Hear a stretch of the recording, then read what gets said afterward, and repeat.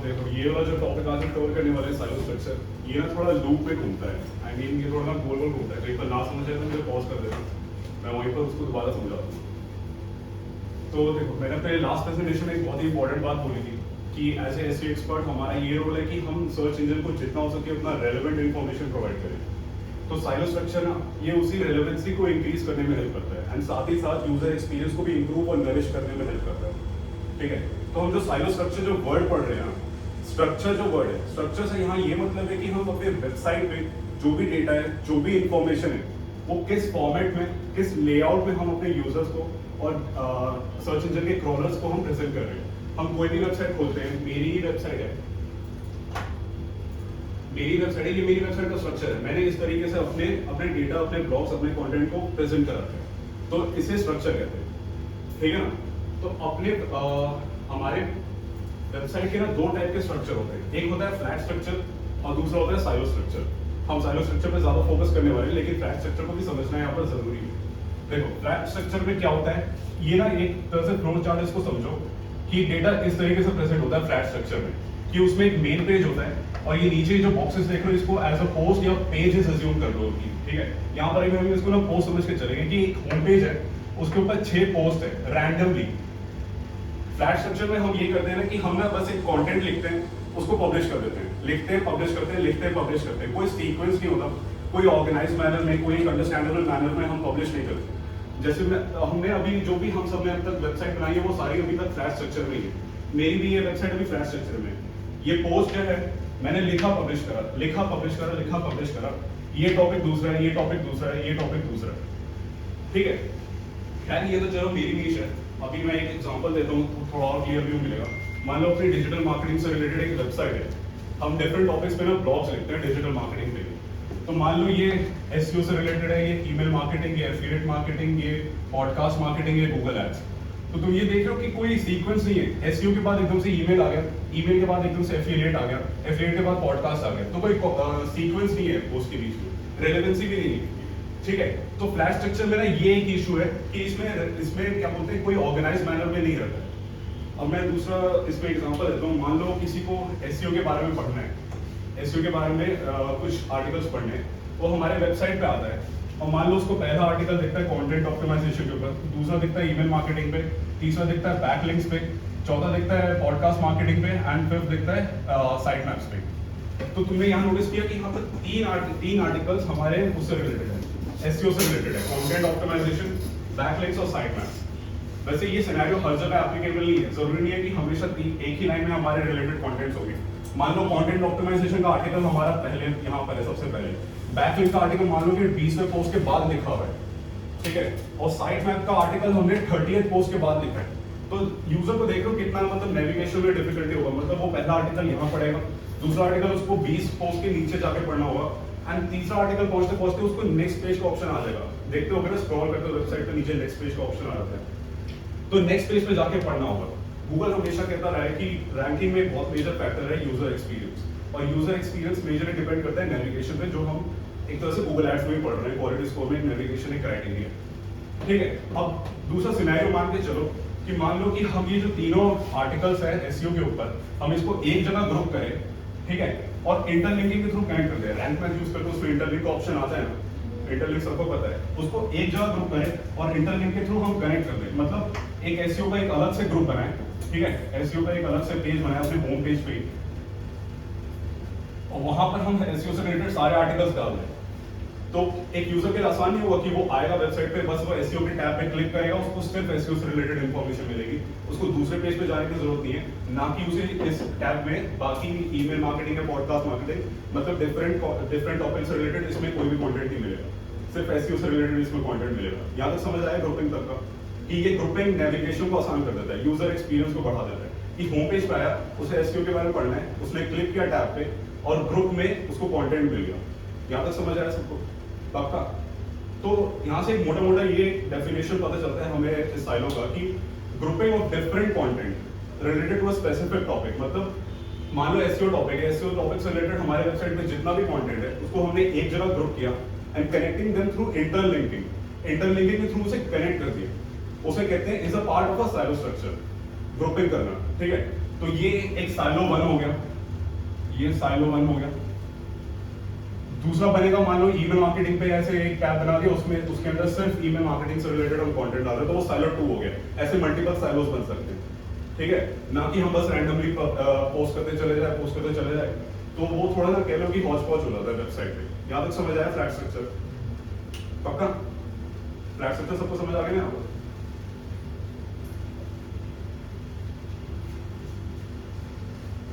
देखो अब यहाँ पर ना दूसरा पॉइंट ये रेज होता है कि मान लो, मतलब ये भी एक पॉइंट रेज हो सकता था कि क्यों ना हम कंटेंट ऑप्टिमाइजेशन वाले आर्टिकल में ही बाकी दोनों आर्टिकल का इंटरलिंक दे दे। ये भी तो एक पॉइंट हो सकता था ना, कि दूसरे पेज पे ना जाना पड़े यूजर को, लेकिन इंटरलिंक मतलब एक ही आर्टिकल में दोनों आर्टिकल का लिंक दे दे। ये भी हो सकता था। लेकिन हम साइलो स्ट्रक्चर के थ्रू यही सीखने वाले हैं कि हम अपने डेटा को कैसे ऑर्गेनाइज मैनर में, कैसे एक अंडरस्टैंडेबल मैनर में प्रेजेंट करें, एक ऐसा क्लीन मैनर में प्रेजेंट करें ताकि यूजर के लिए नेविगेट करना आसान हो हमारी वेबसाइट के थ्रू, जिससे यूजर एक्सपीरियंस बढ़ेगा। ठीक है, ये एक पार्ट है साइलो स्ट्रक्चर का। तो यहाँ तक यूजर एक्सपीरियंस, नेविगेशन का पॉइंट क्लियर हो गया होगा अब तक? Point clear? पक्का? अब ठीक है, अब देखो हमारी वेबसाइट ना दो तरीके से ग्रो करती है। एक हॉरिजॉन्टली, ठीक है, हॉरिजॉन्टल ये ऐसे होता है जो कि फ्लैट स्ट्रक्चर मैंने आपको समझा दिया, फ्लैट स्ट्रक्चर मैंने समझा दिया। एक होता है वर्टिकली, ये वर्टिकली, ये साइलो स्ट्रक्चर है, ये साइलो स्ट्रक्चर है, ठीक है। साइलो स्ट्रक्चर को हम वर्टिकल स्ट्रक्चर भी कहते हैं या इनडेप्थ स्ट्रक्चर भी कहते हैं, ठीक है। इनडेप्थ क्यों कहते हैं, मैं अभी ना ये चार्ट अभी बस समझो कि साइलो स्ट्रक्चर में डेटा ऐसे प्रेजेंट होता है। मैं वेबसाइट पे दिखा दूंगा कि कैसे डेटा दिखता है साइलो स्ट्रक्चर में। साइलो स्ट्रक्चर में हमारा एक होम पेज होता है, एक मेन टॉपिक पेज होता है, सब टॉपिक पेजेस होते हैं एंड पोस्ट होता है। होम पेज हो गया ये, यहाँ पर मान लो एक सब टॉपिक पेज हो गया, एक एसईओ से related, email marketing, podcast marketing, Google ads and फलाना टिप्पा जो भी। तो ये एक साइलो 1 हो गया, जैसा मैंने अभी लास्ट समझाया, साइलो 1 हो गया, एसईओ से रिलेटेड इसमें कंटेंट है, ठीक है, इसको भी ड्रॉप करो। ये साइलो 2 हो गया, ठीक है, साइलो 1, ये साइलो 2, ये साइलो 3। मान ये देखो एसईओ का जो साइलो है इसमें इन डेप्थ इंफॉर्मेशन है, मतलब एसईओ से रिलेटेड इतना सारा इंफॉर्मेशन है। देखो क्योंकि इस साइलो में सिर्फ एसईओ से रिलेटेड इंफॉर्मेशन मिलेगा, इस साइलो में सिर्फ पॉडकास्ट मार्केटिंग से रिलेटेड इंफॉर्मेशन मिलेगा। तो जितना इन डेप्थ इंफॉर्मेशन देंगे ना, हमारे वेबसाइट का ना टॉपिक से रेलेवेंसी ज्यादा बढ़ेगा। डिजिटल मार्केटिंग में इसका एक वर्ड है टॉपिकल रेलेवेंसी। मतलब देखो कोई भी गूगल पे सर्च करेगा कि एसईओ, तो गूगल देखेगा कि हमारे वेबसाइट पे एसईओ से रिलेटेड इतना सारा इंफॉर्मेशन है, तो क्यों ना वो हमें रेलेवेंसी में आगे रखे और ऑटोमेटिकली रैंकिंग हाई देगा। ठीक है, इन-डेप्थ का यहाँ पे समझ आया, रेलेवेंसी का समझ आया पॉइंट। अब तक मैंने पॉइंट कवर किया यूजर एक्सपीरियंस, नेविगेशन और रेलेवेंसी। ठीक है, अब मैं वेबसाइट को दिखा देता हूँ। आप लोग अपने वैसे भी लैपटॉप पे खोल सकते हो चाहो तो get a better understanding of what exactly I am trying to say. कि देखो ये ऑल अबाउट कैट्स करके ना एक वेबसाइट है। सर ने हमें बताया था कि वेबसाइट कोई भी खोलते हैं तो सबसे पहला जो कंटेंट दिखता है उसे क्या कहते हैं?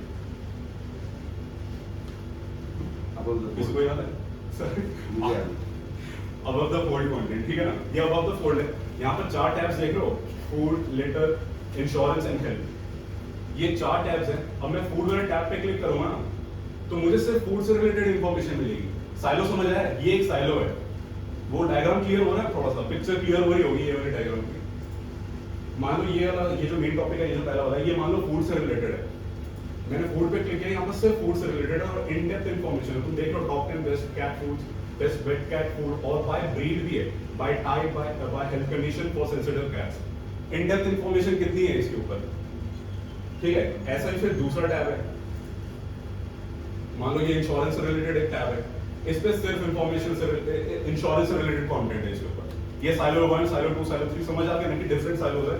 साइलोज के अंदर हम ग्रुप कंटेंट देते हैं किसी एक टॉपिक से रिलेटेड और इन डेप्थ कंटेंट होता है। यहां तक क्लियर होगा? पक्का? तो ये तो अभी तक था पार्ट कि हम यूजर एक्सपीरियंस कर रहे हैं, यूजर एक्सपीरियंस पे मेजर फोकस कर रहे हैं।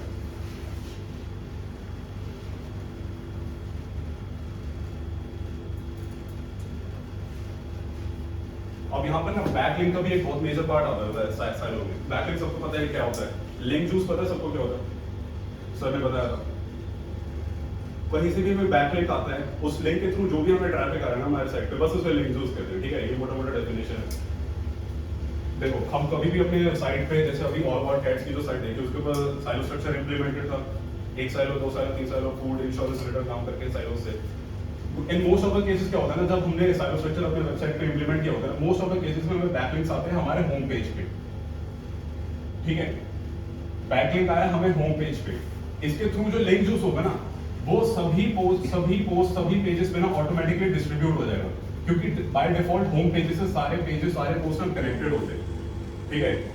होम लिंक पे ज्यादातर आता, होम पेज पे हमें ज्यादातर आता है बैकलिंक, बैकलिंक के थ्रू जो भी लिंक यूज आएगा वो हमें हमारे पोस्ट और पेजेस पे ऑटोमेटिकली डिस्ट्रीब्यूट हो जाएगा। ये तो खैर पहला सिनेरियो है, इसे कहते हैं फ्लैट साइलो स्ट्रक्चर, ठीक है, जिसमें होम पेज के थ्रू लिंक यूज बाकी पेजेस और पोस्ट पे ना डिस्ट्रीब्यूट हो जाता है, इसे कहते हैं फ्लैट साइलो स्ट्रक्चर। दूसरा आता है रिवर्स साइलो स्ट्रक्चर, जो कि सबसे मेन है। फ्लैट पे कभी ध्यान में देना, रिवर्स ही अपने वेबसाइट पे इंप्लीमेंट करके रखना। रिवर्स कैसे, मान लो ये मेरा एक पोस्ट है, ये पोस्ट मेरा वायरल होगा और मुझे इस पे बैकलिंक आई है, ठीक है। और साइलो स्ट्रक्चर में ना बाय द वे एक पॉइंट मैं बोलना पहले भूल गया कि साइलो स्ट्रक्चर में इंटरलिंकिंग का तो बहुत बड़ा एक रोल है, ठीक है। अब देखो इस पे हमें बैकलिंक आई इस वाले पोस्ट पे, ठीक है। अब मेरी इस पोस्ट की ना इससे कोई लिंकिंग नहीं है, इससे कोई लिंकिंग नहीं है, ठीक है। इन पोस्ट से कोई लिंकिंग नहीं है, ना इस पोस्ट से लिंकिंग है, ना कि होम पेज से ऐसे लिंकिंग है, ठीक है। बाय डिफॉल्ट तो होम पेज से पोस्ट टू पेज रहता है, लेकिन बाय डिफॉल्ट लेकिन पेजेस से पोस्ट तक नहीं रहता है, ठीक है।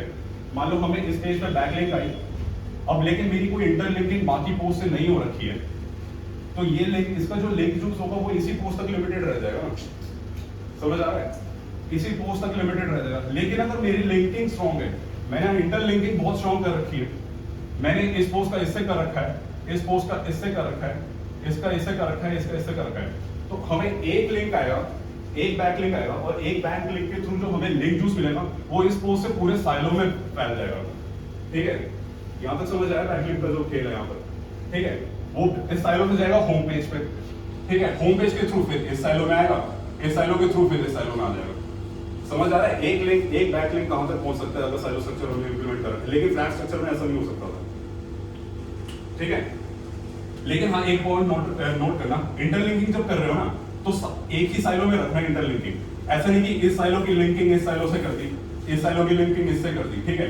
इंटरलिंकिंग ऑफ साइलोस इसमें एप्लीकेबल नहीं होता है, एक साइलो में जितने कंटेंट है बस उसी के बीच में इंटरलिंकिंग करना, डिफरेंट साइलोस के बीच में इंटरलिंकिंग मत करना, ठीक है। तो ये इंटरलिंकिंग का इसमें खेल था, यहाँ इंटरलिंकिंग का तो पार्ट समझ आ गया होगा, पक्का आया समझ। चलो तो इससे ना बस 2 पॉइंट और क्लियर होते हैं कि अगर हमारी वेबसाइट की क्रॉलिंग इतनी, इससे ना साइलो स्ट्रक्चर की वजह से हमारी वेबसाइट की क्रॉलिंग काफी फास्ट हो जाती है। हम कोई भी पेज डालेंगे, कोई भी नया पेज डालेंगे, कोई भी अपडेटेड पेज डालेंगे ना, उसकी इंडेक्सिंग तुरंत हो जाएगी, ठीक है। हम इतना सारा इंडेक्स कंटेंट देंगे तो वेबसाइट की नजर में हमारी अथॉरिटी बढ़ेगी, ठीक है, एक्सपर्टीज बढ़ेगी तो अथॉरिटी बढ़ेगी, ठीक है। और ऐसा स्ट्रक्चर होगा तो यूजर एक्सपीरियंस बढ़ेगा। तो 3 यहाँ पर पॉइंट समझ आए, अथॉरिटी, यूजर एक्सपीरियंस और फास्टर इंडेक्सिंग, ठीक है, बस इतना ही। Alright, thank you.